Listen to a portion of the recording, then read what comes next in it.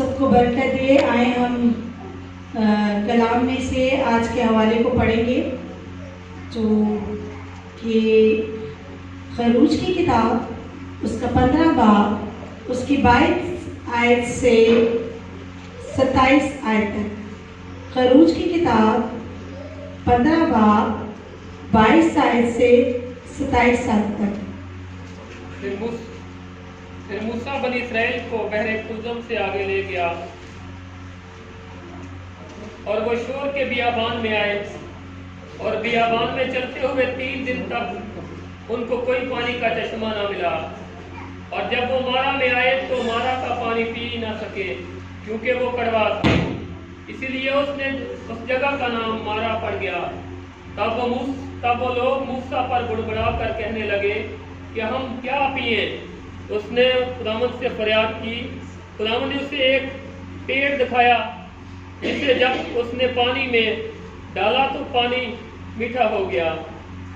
वही खुदावंद ने उनके लिए एक आईन और शरीयत बनाई, और वही ये कहकर उनकी आजमाइश की कि अगर तू दिल लगाकर खुदावंद अपने खुदा की बात सुने और वही काम करे जो उसकी नज़र में भला है, और उसके हुक्मों को माने और उसके आईन पर अमल करे, तो मैं उन बीमारों में से जो मैंने मिस्रियों में भेजी थी तुझ में कोई ना भेजूंगा, क्योंकि मैं खुदावंद तेरा शाफी हूँ।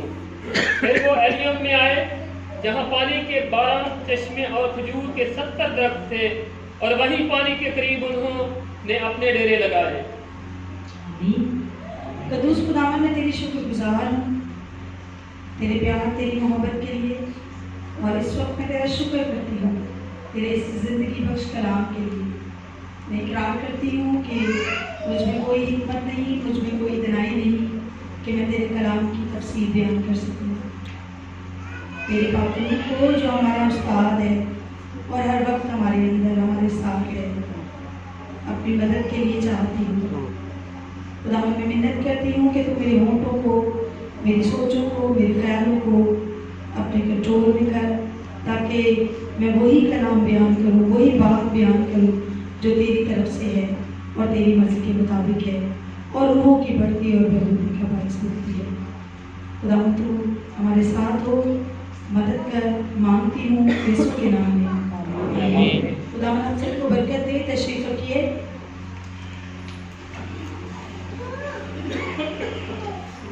ये हवाला जो हमने पढ़ा है वो खरूज की किताब है। खरूज की किताब तौरात की 5 किताबों में से दूसरे नंबर पर है, और ये खुदा की तरफ से मुहैया की जाने वाली खलासी, छुटकारे, निजात और रिहाई की किताब है, जिसको समझे बगैर ना तो हम खुदा की निजात, ना रिहाई को और ना उसकी मोहब्बत को जान सकते हैं। और इस किताब में खुदा की फिक्र अपने लोगों के लिए और उसका पैगाम, वाजिया निजात का पैगाम, उनकी दुआओं को सुनता है वो, उनकी तंगी में, उनकी मुफलिसी में, उन गुलामी में, कुर्ब में रिहाई देता है उनको, और उनको छुड़ाता है, उनकी दुआओं को सुनता है, और उनसे कभी भी दस्तबरदार नहीं होता। और इस किताब में खुदा ने अपने लोगों को सरफराजी दी, उनके लिए दरवाज़ों को खोला और उनकी ज़िंदगी में अपने कलाम को पूरा किया। और ये खरूज की किताब में खुदा ने एक बहुत बड़ा काम किया। आज जो हमारे पैगाम का या हमारी इस सबक का टाइटल है वो है कि खुदा जो है वो हमारी कड़वाहट को कैसे ख़त्म कर सकता है। हमारी रोज़मर्रा की ज़िंदगी में, हमारी रोज़मर्रा की ज़िंदगी में हम अपने अंदर जो कड़वाहट बढ़ रही है उसको हम कैसे ख़त्म कर सकते हैं। और हमने देखा खरूज की किताब उसका 15 बाब उसकी 22 आयत से 25 आयत तक। और जब हम पीछे देखते हैं तो 14 और 15 बाब इसमें खुदा ने एक बड़ा मौजज़ा किया है। अपनी कौम को उस गुलामी से, जो मिस्र में गुलामी की हालत में थे, उनसे कैसे बड़े मौजज़ में बाहर निकाला और कैसे उनको छुड़ाया उस गुलामी से, कैसे उनको आज़ाद कराया है उस गुलामी से। जब वो उस गुलामी में है और जब फराउन जो है वो उनको जाने की इजाज़त देता है, तो जब वो वहाँ से निकलते हैं तो आगे उनको बहरे कुल्ज़म दिखाई देता है। और बहरे कुल्ज़म को पार करना, बहरे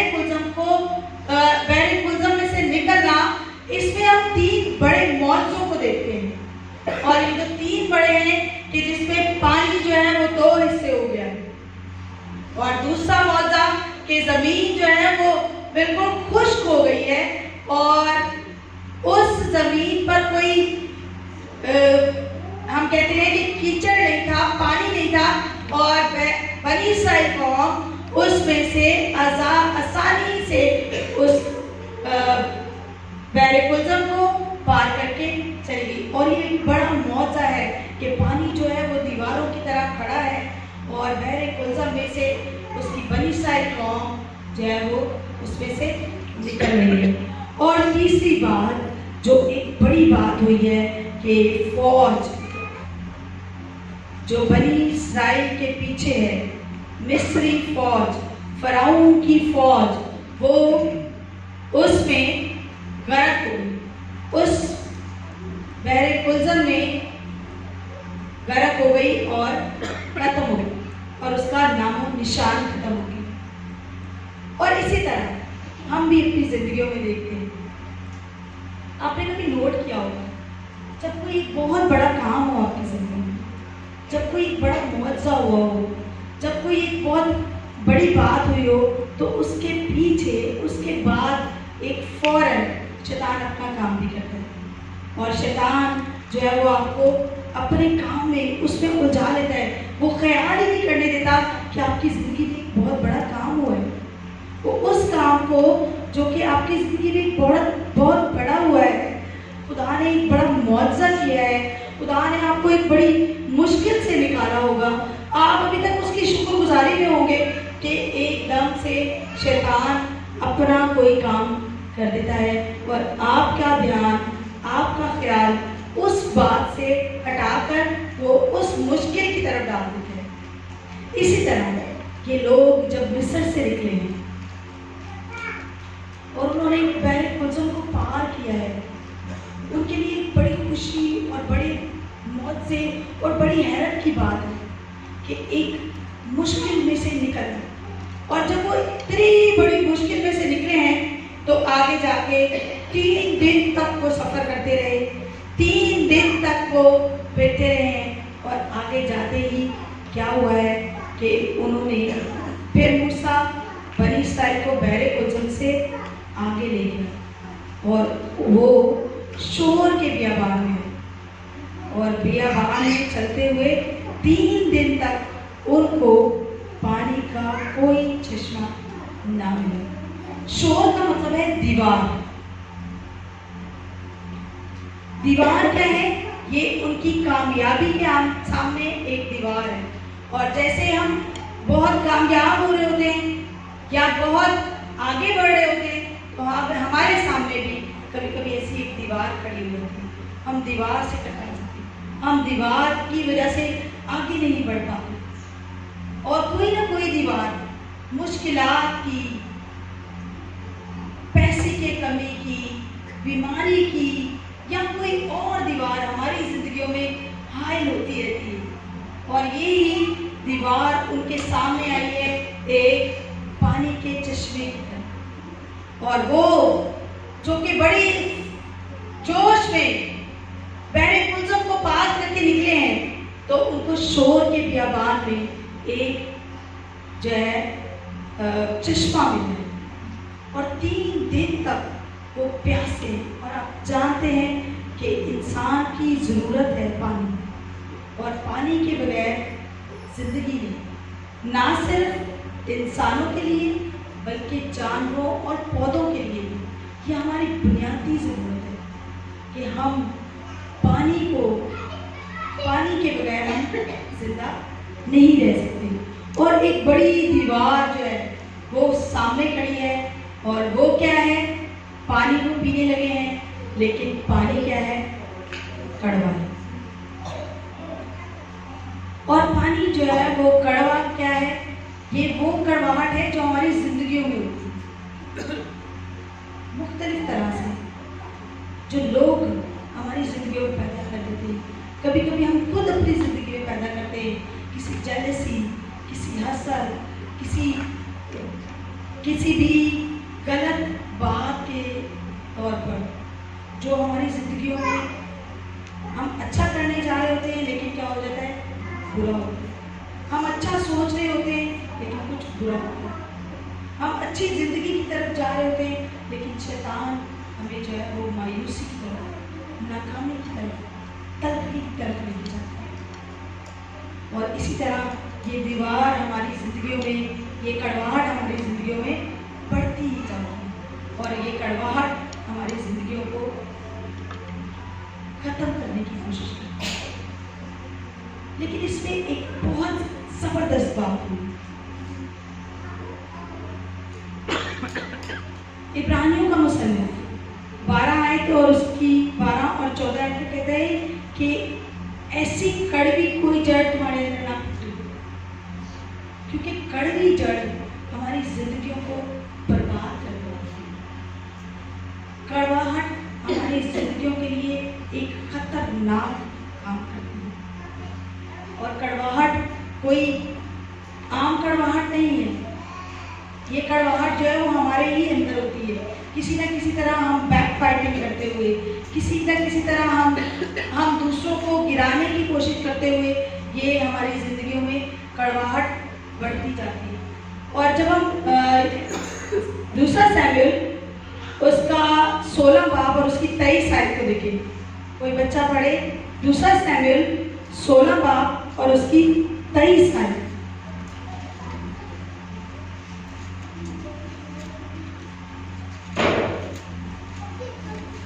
यहाँ पर एक शख्स है, उसकी जिंदगी में भी एक कड़वाहट है और कड़वाहट उसको कहाँ तक पहुँचा देती है।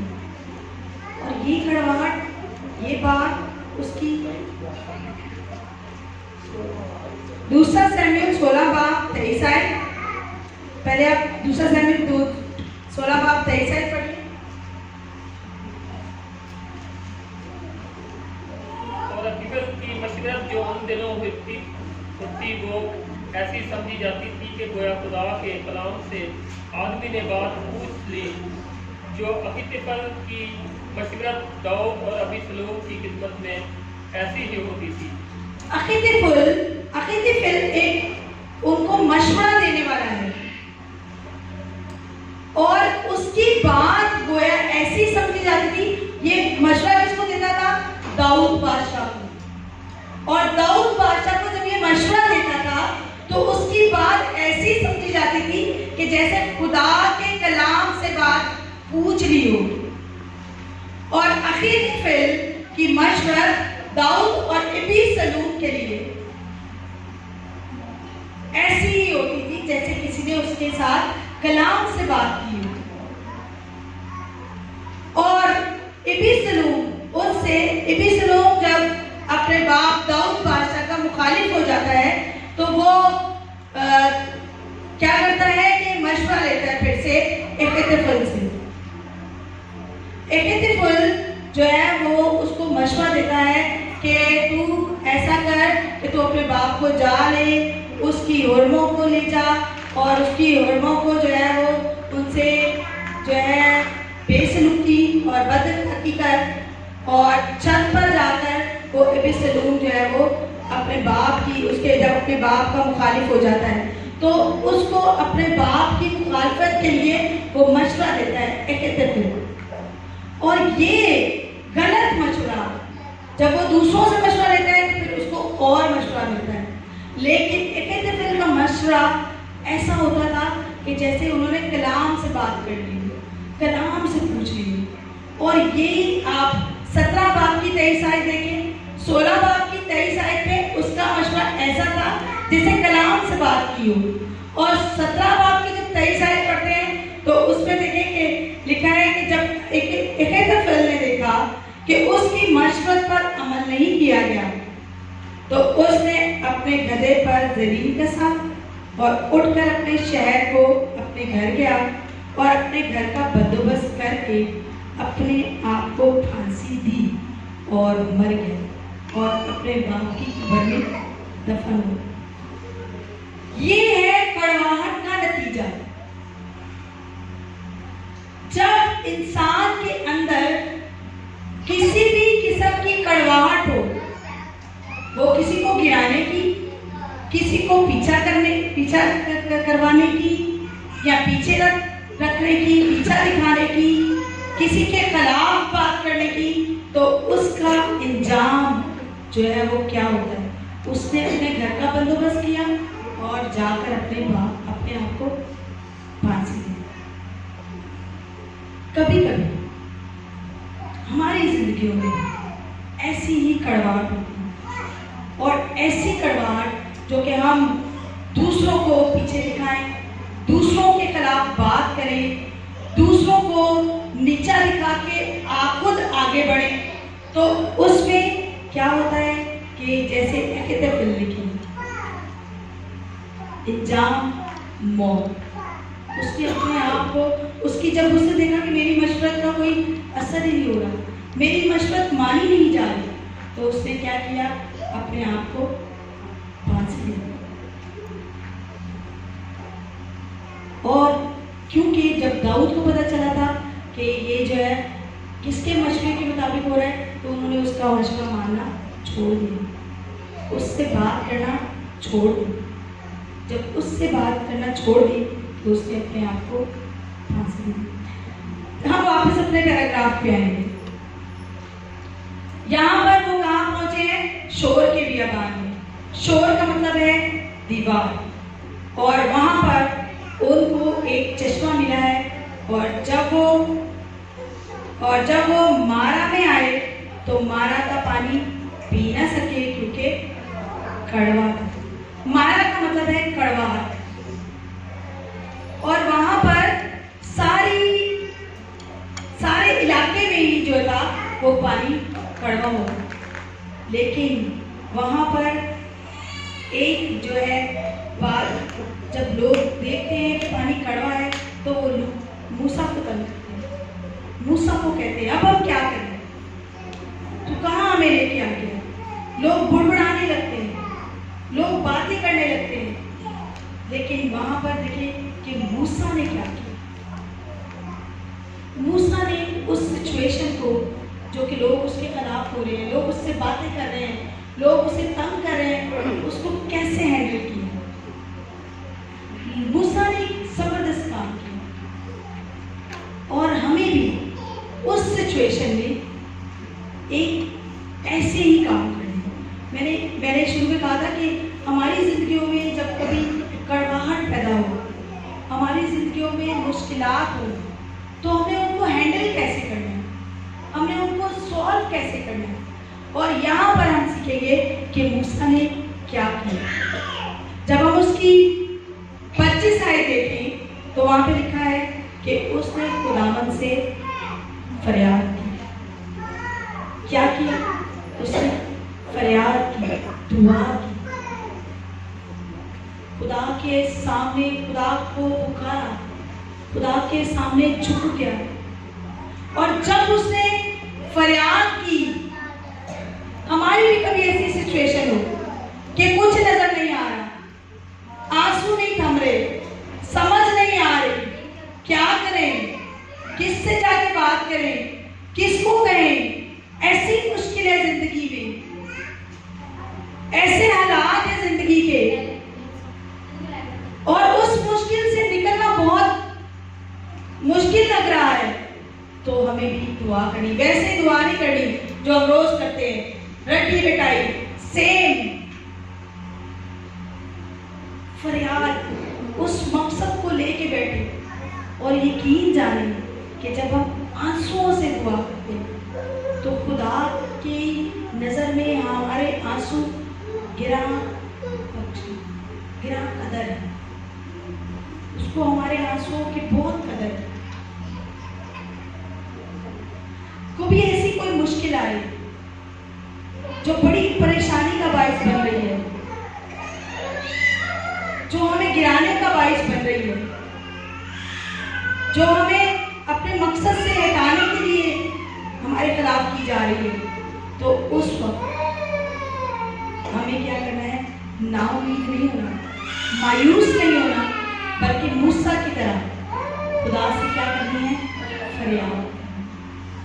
खुदा के आगे झुक जाना है, अपने आप को सिलेंडर कर देना है और खुदा के हुजूर अपने घुटनों को झुकाकर उससे फरियाद करनी है, उसके आगे मिन्नत करनी है। और दूसरा काम उसने क्या किया? जब उसने फरियाद की तो खुदा ने उसको एक चीज दिखाई। खुदा ने उसको एक पेड़ दिखाया। लिखा है खुदा ने उसे एक पेड़ दिखाया। और पेड़ क्या था? उस पेड़ को देखकर, ये जब मैं इसको पढ़ रही थी, सोच रही थी, तो हमारी जिंदगियों में जो है वो मुश्किलात आती हैं, तो हमें उस वक्त क्या देखना, किस पर निगाह करनी? हमें भी उस वक्त सलीब पर निगाह करना, कलवरी पर निगाह करना। ये है हमारी मुश्किलात का हल। और जब हम उस पर निगाह करेंगे, जब हम उसको देखेंगे, आप जब कलाम को पीछे से पढ़ें और जब ये आगे जाती है बनी इस्राएल कौम, तो जगह जगह खुदा ने जो है वो ऐसी, जब उन्होंने गुनाह किया और वो सारे मर रहे थे सांपों के डसने की वजह से, तो मूसा ने क्या किया? बलि पर एक सांप लटका दिया, और जो उस बलि पर, उस सांप पर निगाह करता था वो बच जाता था। इसी तरह जब हमारी निगाहें भी, हमारी सोच भी, हमारी निगाह सलीब पर होगी, उस कफारे पर होगी, तो फिर हम भी उस मुश्किल से निकल सकते हैं, उस मुश्किल से रिहाई पा सकते हैं। और फिर उसने तीसरा काम क्या किया?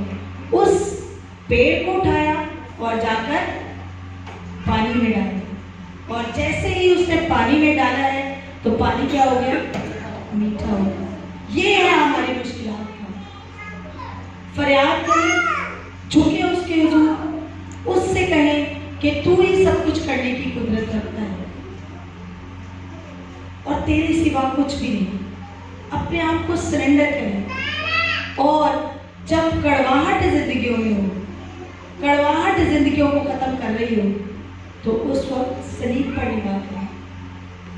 सलीब पर निगाह करने पर हमारी जिंदगियों की कड़वाहट जाती है और फिर हमारी जिंदगियों में मिठास हो, मीठा पानी, जिससे लोग हमारी जिंदगियों से सैराब हो सके। बहुत से लोगों ने वो मीठा पानी पिया। और जब हमारी जिंदगियों में मिठास होगी, मीठापन होगा, मोहब्बत होगी, और ये सारी चीजें सलीब पर, खुदा पर निगाह करने पर, खुदा से वफादार होने पर हमें मिलेगी। और जब हमारी जिंदगियों में मिठास होगी तो बहुत सी जानें हमारी जिंदगियों से सैराब होंगी, बहुत से लोगों को हम खुदा के पास लाने का वसीला बनेंगे, बहुत से लोगों के लिए हम बरकत का बाइस बनेंगे। और ये मिठास ही हमारे लिए जरूरी है। और फिर आगे खुदा ने उसको अपनी शरीयत दिखाई। खुदा ने उसको कहा कि अगर तू दिल से इस पर ईमान लाए, दिल से इस पर चलेगा और उसके हुक्मों को मानेगा, उसके आयत पर अमल करेगा, तो मैं किसी भी बीमारी को तेरी जिंदगी में नहीं आने दूंगा।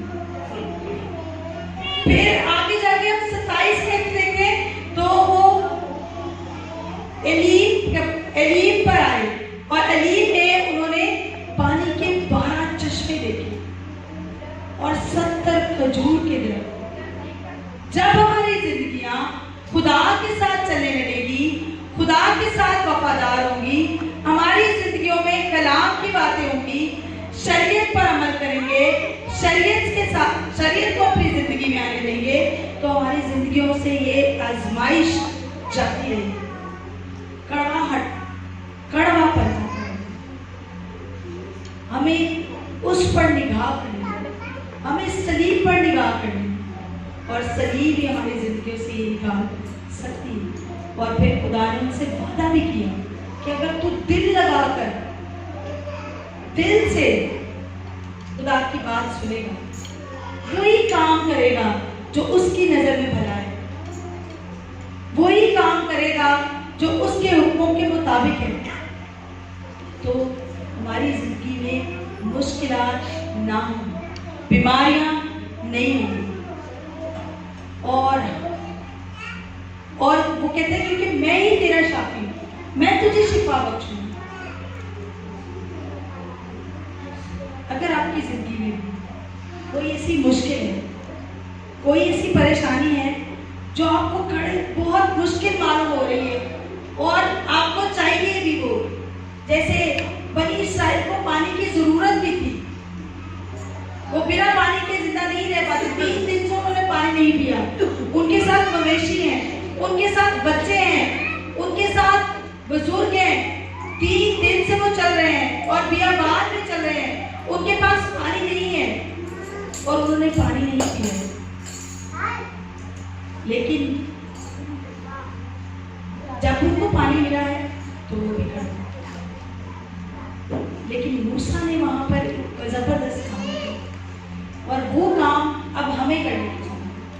अगर हमारी जिंदगियों में ऐसी मुश्किलात हैं, ऐसी कड़वाहट है, ऐसी बात है जो खुदा के नजदीक नापसंदीदा है, जो हमें गिरा रही है, जो हमें पीछे कर रही है, जो हमारी जिंदगियों में कड़वाहट बढ़ा रही है, दूसरों के लिए और अपने लिए भी, तो हमें खुदा के हुजूर झुकना है, फरियाद करनी है